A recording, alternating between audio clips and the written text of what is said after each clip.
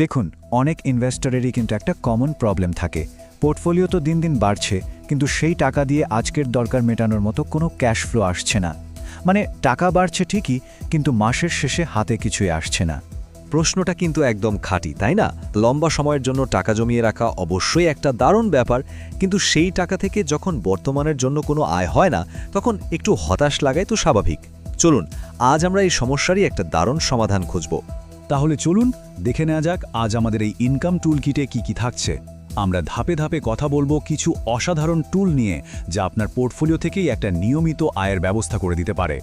বেশ, তাহলে আমাদের টুল কিটের প্রথম ভাগটা দিয়ে শুরু করা যাক। এর মূল আইডিয়াটা খুবই সহজ। আপনার কাছে যে অ্যাসেট বা সম্পদ আছে, সেটাকে অলস ফেলে না রেখে কাজে লাগানো। ভাবুন তো একবার, কি সহজ আর চমৎকার একটা তুলনা, তাই না? ঠিক এই আইডিয়াটাই হলো সিকিউরিটিজ লেন্ডিং অ্যান্ড বরোয়িং, বা সংক্ষেপে SLBM। মানে আপনার ডিম্যাট অ্যাকাউন্টে যে শেয়ারসগুলো লম্বা সময় ধরে এমনি পড়ে আছে, সেগুলোকে আপনি ভাড়ার মতো করেই ধার দিয়ে একটা ফি পেতে পারেন। আরও সহজ করে বললে, SLBM হলো শেয়ার ধার দেওয়ার একটা অফিসিয়াল এবং সিবির তৈরি করা সিস্টেম। এটার মাধ্যমে আপনি আপনার শেয়ারগুলো কিছু দিনের জন্য অন্য ট্রেডারদের ধার দেন, আর তার বদলে একটা ফি পান। ব্যাস, আপনার জন্য একটা প্যাসিভ ইনকাম তৈরি হয়ে গেল।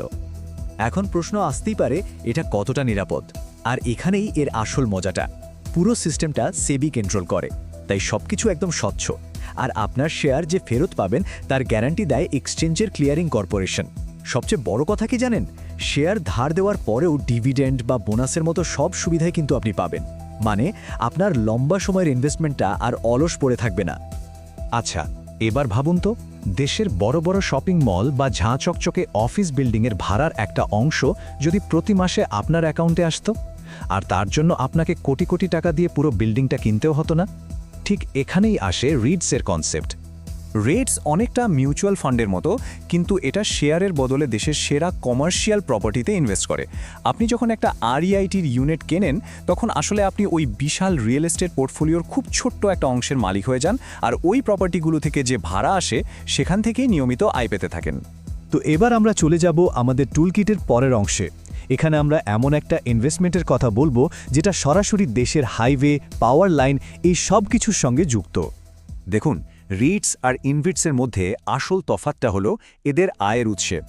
রিটস যেখানে মল বা অফিস থেকে ভাড়া পায়, সেখানে ইনভিটসের আয় আসে হাইওয়ে টোল থেকে, বিদ্যুতের বিল থেকে বা গ্যাস পাইপলাইনের ব্যবহার থেকে।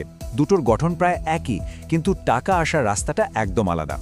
ব্যাপারটা কিন্তু খুব সহজ। আপনার আমার মতো ইনভেস্টরদের টাকা এক জায়গায় করে বড় বড় জাতীয় প্রকল্পে ইনভেস্ট করা হয়, আর সেই প্রকল্প থেকে যা আয় হয় তার অন্তত 90% আমাদের মধ্যে ভাগ করে দিতেই হবে। এটা সেবির নিয়ম, আর এই নিয়মটাই আমাদের জন্য একটা নিয়মিত আয় নিশ্চিত করে। রিটস আর ইনভিক্সের সবচেয়ে বড় সুবিধা হলো, এগুলো আমাদের মতো সাধারণ ইনভেস্টরদের জন্য এমন সব বড় প্রকল্পে টাকা লাগানোর সুযোগ করে দেয়, যা আগে শুধু বড় বড় কোম্পানির পক্ষেই সম্ভব ছিল। আপনি অল্প টাকা দিয়েও দেশের সেরা ইনফ্রাস্ট্রাকচার বা রিয়েল এস্টেটের অংশীদার হতে পারেন, আর শেয়ারের মতোই যখন খুশি কেনাবেচাও করতে পারেন। আচ্ছা, এবার আসা যাক আমাদের 3 নম্বর টুলে। এখানে আমরা দেখব কিভাবে সরাসরি কোনো কোম্পানির লাভ থেকে আয় করা যায়, অথবা নিজের জমানো টাকা থেকেই একটা নিয়মিত বেতনের মতো ব্যবস্থা করা যায়। ভাবুন তো, আপনি একটা বড় নামী কোম্পানির পার্টনার, আর কোম্পানি যখন লাভ করছে, তখন সেই লাভের একটা অংশ তারা সরাসরি আপনার ব্যাংক অ্যাকাউন্টে পাঠিয়ে দিচ্ছে।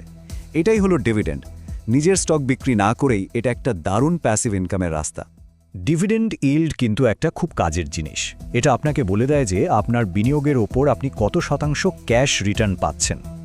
ধরুন, ইল্ড যদি হয় 6%, তার মানেটা কি? সোজা কথায় প্রতি 100 টাকার ইনভেস্টমেন্টে আপনি বছরে 6 টাকা শুধু ডিভিডেন্ড থেকেই পাচ্ছেন। শেয়ারের দাম বাড়া কমার ব্যাপারটা তো আলাদা। SWP হলো, বলতে পারেন, আপনার নিজের টাকা থেকে নিজের জন্য একটা পেচেক তৈরি করা। আপনি মিউচুয়াল ফান্ডে এককালীন কিছু টাকা রেখে ফান্ড ম্যানেজারকে বলে দিলেন যে প্রতি মাসে বা প্রতি 3 মাস অন্তর আপনাকে একটা নির্দিষ্ট অ্যামাউন্ট পাঠিয়ে দিতে।